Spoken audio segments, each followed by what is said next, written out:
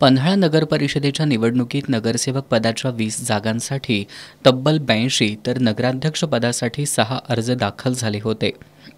या दाखल अर्जांची छाननी प्रक्रिया आज पार पडली। यामध्ये नगराध्यक्ष पदासाठी 1 तर नगरसेवक पदासाठीचे 3 अर्ज बाद झालेत। यामध्ये भाजपचे तालुकाध्यक्ष अमरसिंह भोसले यांचा नगरसेवक पदासाठीचा उमेदवारी अर्ज एबी फॉर्म भरला नसल्यानं अवैध ठरवण्यात आला।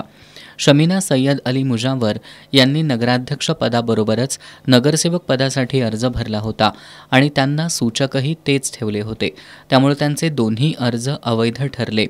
प्रथमेश राजेश गवंडी यांच्या अर्जावर सूचकाची सही नसल्यामुळे त्यांचा अर्ज अवैध ठरवण्यात आला।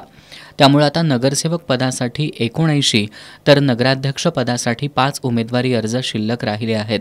25 नोव्हेंबर रोजी अर्ज मागं घेण्याचा शेवटचा दिवस असून त्यानंतरच निवडणूक बिनविरोध होणार की बहुरंगी होणार हे स्पष्ट होईल।